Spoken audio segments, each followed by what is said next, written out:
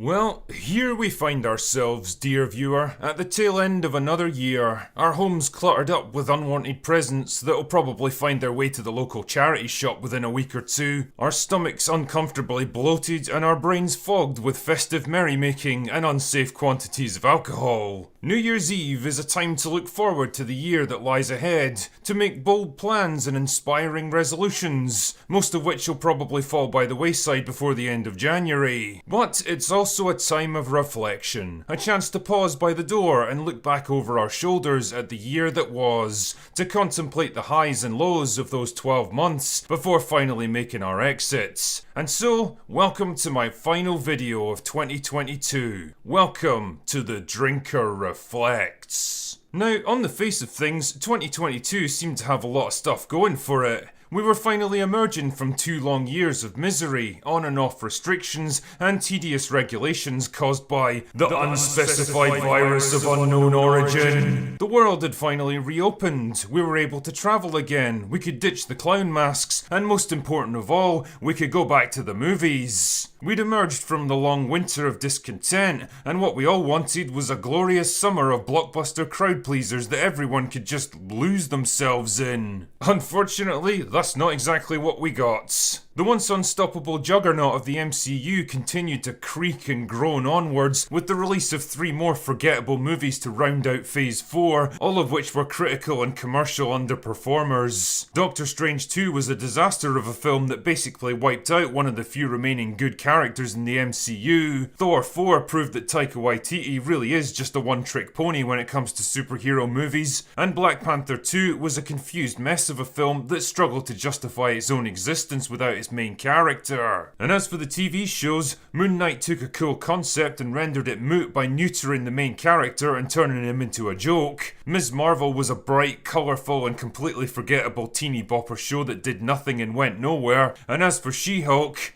well... Almost tasted that.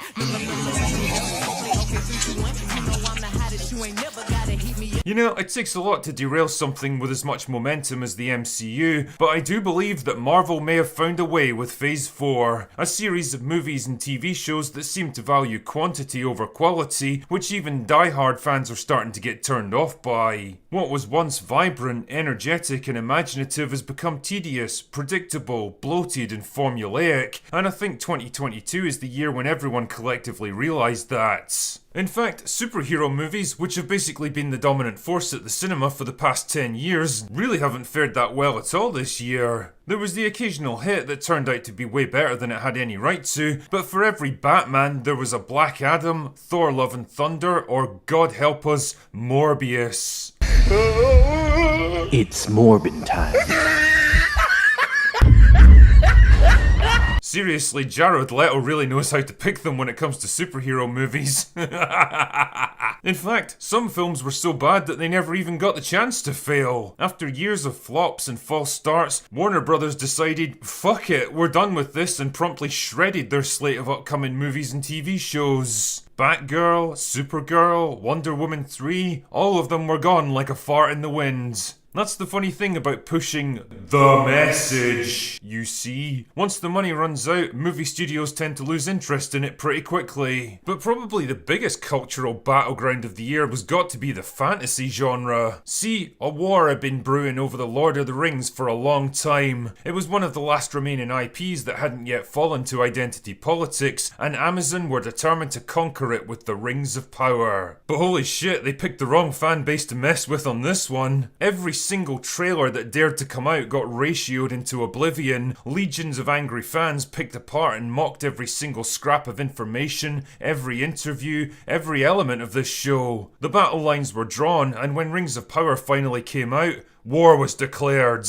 I honestly don't think I've ever seen a TV show that stirred up such a hornet's nest of absolute rage. The Rings of Power got savaged like no show ever got savaged before, and it was absolutely glorious to see because they deserved it. It was a show that tried to rewrite history, twist and reshape beloved characters, subvert the work of a great man, and it was rejected by pretty much everyone. Rings of Power wasn't just a bad show that people laughed at, it was a message to every film studio that thought they could buy buy their way into a fandom, hijack an IP, and use it as a platform to stroke their own egos and push their own political views. And that message was simple. We're not gonna take this shit anymore. That atmosphere of rebellion and rejection was just as strong when it came to absolute garbage like Willow and Witcher Blood Origin, both of which slunk out right at the end of the year only to get completely annihilated by fans. Rings of Power might have stirred up the hornet's nest, but now everything that followed was getting stung by it. But hey, it wasn't all bad. There were the occasional bright spots in an otherwise bleak and depressing year. House of the Dragon defied all our expectations, including mine, by turning out to be a smart, well-written and brilliantly acted prequel that escaped the long shadow cast by Game of Thrones and delivered the best fantasy show of the entire year. Everything Everywhere All at Once showed us that cool, inventive, quirky movies made by talented people are still getting made.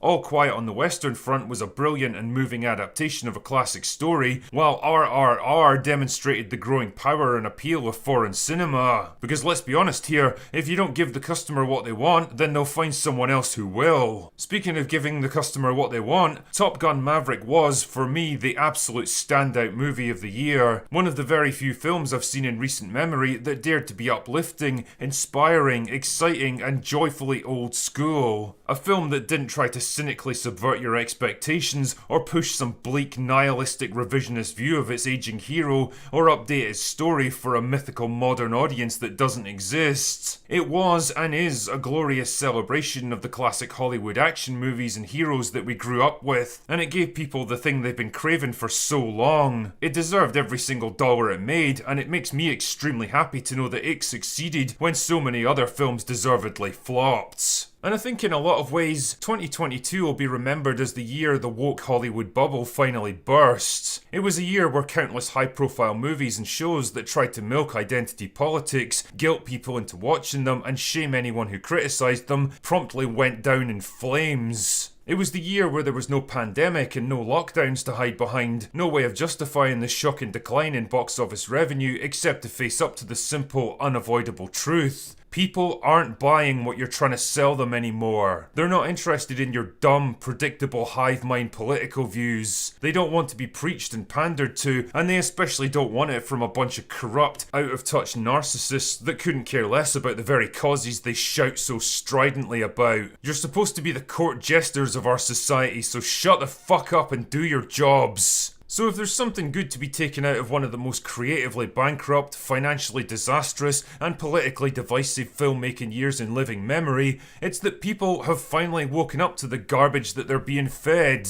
They've realised how far we've fallen, how many great franchises have been twisted and ruined in the process, and they're angry about it. And so they should be. Now it's just a question of how long it takes for Hollywood to get the message they're sending. It may be that things get worse before they get better, but I do believe that better they will get. Anyway, that's all I've got for this year. Go away now.